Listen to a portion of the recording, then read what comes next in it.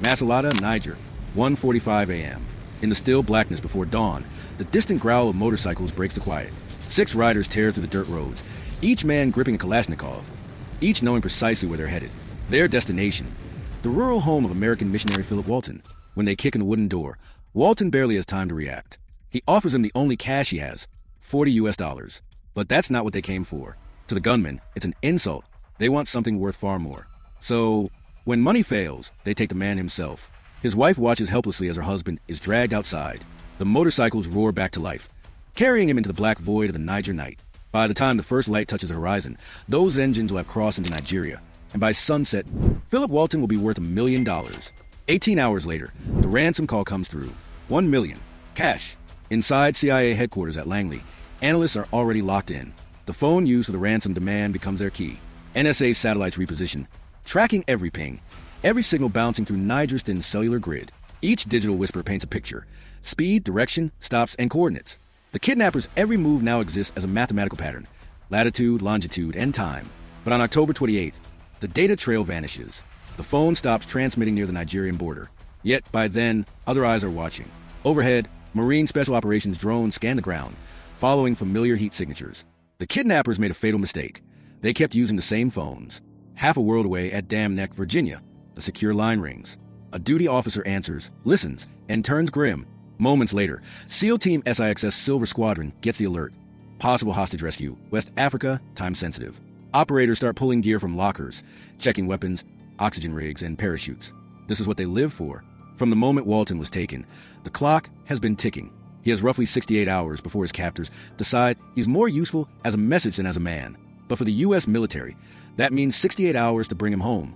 From Langley to the Pentagon, from AFRICOM to the White House, intelligence flows upward like a rising tide. By dawn, October 29th, a classified file marked, eyes only lands on the president's desk. Inside are satellite photos, intercepted messages, and one question demanding a decision, 0800 hours.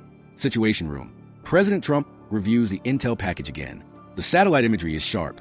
6 small mud brick buildings, 1 vehicle, 7 heat signatures. CIA surveillance confirms everything. The kidnappers' phones connect to 3 cell towers, triangulated to within 50 meters. Billions of dollars in technology are now focused on a half dozen men with outdated weapons and cheap phones. At Naval Station Rota, Spain, the engines start to spin. The rescue mission is no longer theory. It's moving. The airbase hums with urgency. Engines roar to life as flight crews prepare for one of the most daring hostage rescues in years. For MC, 130J Commando 2 aircraft stand ready. Each one a powerhouse of 4,500 shaft horsepower. Alongside them, for CV-22 Ospreys, machines that fly like planes but land like helicopters, their tilt rotors gleaming under the floodlights. Overwatch will be handled by an AC-130J Ghost Rider gunship. It's arsenal enough to flatten a small village, a 30mm cannon, a 105mm howitzer, and precision-guided munitions. The logistics are staggering. Each aircraft requires over 21,000 pounds of fuel, endless calculations for radar evasion, maintenance crews running simulations, computers charting invisible corridors across the African night. Inside the mission briefing room, 30 operators from Silver Squadron commit every detail to memory. Satellite images, compound blueprints, escape routes, guard patterns. For 2 days, intelligence has mapped the kidnappers' routines. 5 daily prayers, rotating shifts, moment of carelessness that might last only seconds. Every door, window, and wall has been analyzed. They know their target as if they've lived there. The mission hinges on a single principle: speed. Once the boots touch ground, they'll have mere minutes before nearby militants respond. The helicopters can't risk landing close.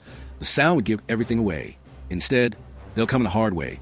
A halo insertion from 25,000 feet high above radar detection range, dropping silently through the night sky. But at that altitude, nature itself becomes an enemy. The temperature plummets to minus 40 degrees Celsius. Without oxygen, the brain begins to shut down in under 5 minutes. Each operator will breathe through a pressurized mask, carrying tanks that feed pure O2. When they jump, they'll fall at 126 miles per hour, covering nearly 20,000 feet in just 2 minutes. Navigation computers on their wrists continuously update, accounting for wind, drift, barometric pressure, and GPS coordinates every millisecond. A single miscalculation could mean landing miles off target in hostile territory. To make things worse, a Saharan sandstorm is brewing, predicted to blanket northern Nigeria within 36 hours. Once it hits, visibility will vanish, and every aircraft will be grounded. It's now or never. At 1800 hours, President Trump gives the order. The mission is a go. His statement is short but decisive. The risk is acceptable. American lives are not negotiable. Encrypted commands pulse through secure networks. Across multiple continents, pilots and operators lock in. Engines ignite. The night sky over Spain fills with the deep rumble of war machines preparing to cross oceans. But as the first aircraft lifts off, a troubling signal emerges. Analysts intercept chatter, suggesting the kidnappers have contacted a known militant leader. Inside the compound, one guard paces nervously, checking his phone again and again. The race has begun. Technology, training, and time against human fear and chaos. In a few hours, the hunters will learn what it feels like to be hunted. October 31st, 2020, 2:30 hours. High above northern Nigeria, the rear ramp of an MC-130J yawns open to reveal a universe of stars and darkness. The engines thunder as 30 men from SEAL Team SIXS Silver Squadron line up in 2 neat rows. Their faces are hidden behind oxygen masks, altimeters glowing faintly on their wrists. Every man knows this might be the last calm moment he'll ever have. The jump master raises 2 fingers. 2 minutes. That's all the time left before they step into the void. At this altitude, human life depends entirely on oxygen. The SEALs breathe pure O2, carefully regulating each inhale. Too fast, and they'll hyperventilate. Too slow, and hypoxia will steal their consciousness. Their Halo rigs weigh over 65 pounds. Parachute, reserve, oxygen tanks, weapons, and gear. Every system must work perfectly. One malfunction up here means death. The light turns green. One by one, they leap into the night. Gravity takes over. The air tears at their bodies, and the mathematics of free fall become brutally real. Velocity squaring against resistance until reaching terminal speed, roughly 126 miles per hour. They maintain formation with minute shifts in body position. Each movement practiced thousands of times in training. Helmet-mounted displays feed them constant data. Altitude, drift, and heading. GPS coordinates flicker across their visors, updating every second. At 3,000 feet, canopies burst open in sequence. The roared descent gives way to the soft crack of nylon, catching wind. The sudden deceleration jerks their bodies upright. They steer with precision, toggles guiding them toward a small patch of darkness, their landing zone, just 2.8 miles from the target compound. On the ground, a guard yawns beneath a starry sky, blissfully unaware of the silent storm descending above him.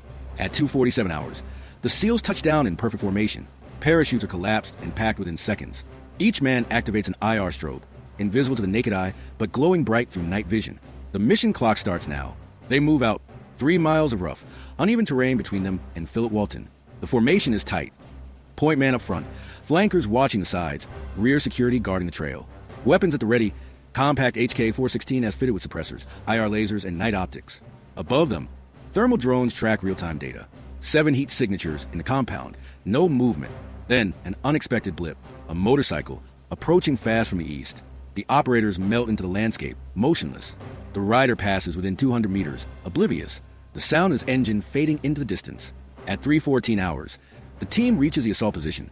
The compound rises before them, an 8-foot wall capped with shards of glass. They prep breaching charges.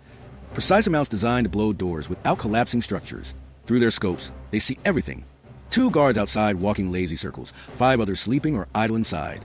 Somewhere in there, one man is praying for rescue. 7 seconds from now, that prayer will be answered. They stack at the breach. Shoulders tight, breath steady. Minds narrow to the single beat of the mission clock. 7 seconds is all it takes for chaos to become control. At 3:15 hours, the charges detonate. A sharp, surgical thunder that tears the gate inward and rips open the compound silence. Silver Squadron surges through the gap like water through a broken dam. Precise and remorseless. The 2 outer guards don't even lift their weapons. Training and shock freeze them. Inside, teams split and clear rooms with mechanical efficiency. Room by room, door by door. Suppressors whisper. Bullets still sing supersonic cracks that betray their presence to no one but the night. Building 1 is cleared. Building 2 is cleared. Targets fall. Seconds rack up like beads on a wire. 6 hostile combatants neutralized. Still no sign of Walton. Then movement. A scuffle in Building 5. A boot sends a door inward, and light floods a scared face. In the green wash of night vision, a bearded man curls into a corner, hands lifted in prayer and relief. American, he croaks. It's Walton. His voice fractures under months of fear and foul sleep. An operator kneels, the only softness in an otherwise clinical operation. We're here to take you home, he says, and for a heartbeat the war stops. But not everything is hers to save. The 7th kidnapper, the one who could have made this simple, is gone. Thermal footage already shows him fleeing on foot, a dark smear moving away from the compound. The team leader makes the call. Secure the package, don't chase. Extraction windows are finite. Every second spent hunting is a second closer to disaster. Outside, the world collapses into violence. Villagers raise alarm. Technical trucks begin to roll. Rooftop RPG teams scramble into firing positions. The battlefield shifts from precise to chaotic in the span of a heartbeat. The extraction corridor is narrowing. The Ospreys are inbound but cannot land until the zone is declared clear. The AC-130 announces itself with the kind of authority only raw firepower can provide. The 30mm cannon opens first, a rhythmic, terrifying heartbeat of rounds that tears a technical truck apart. One detonation becomes two. The compound's outer ring is reshaped into smoke and ruin. The 105mm howitzer follows, turning staging positions into craters. The message is unambiguous. This airspace is controlled. Rotors screaming. Ospreys arrive like storms. Dust and debris choke the night as they touch down long enough for the SEALs and Walton to scramble aboard. Walton staggers, legs weak from confinement, eyes still haunted by the dark. Hands find him, lift him, haul him into safety. The aircraft rears, and the world falls away beneath them. Small arms fire lashes out as they climb. Door gunners spray tracers that stitch the night, and the Ospreys push beyond the arc of danger in seconds. 11 minutes on target. A surgical strike executed with icy precision. 6 kidnappers neutralized, 1 escapee. Mission tally: Americans rescued, 1. U.S. casualties, none. At 3:42 hours, over the safe hum of flight systems and the low chatter of medics and teammates, Walton finds a satellite phone. He dials with trembling hands. On the second ring, his wife answers. "Honey," he says, voice cracking as the throat itself needs to relearn words. "I'm coming home." Then a small, breathless goodbye. "Bye for now." The crisis that began in a remote farmhouse under foreign stars resolves in a fragile human moment above the African horizon. Rescued, exhausted, and finally moving toward home.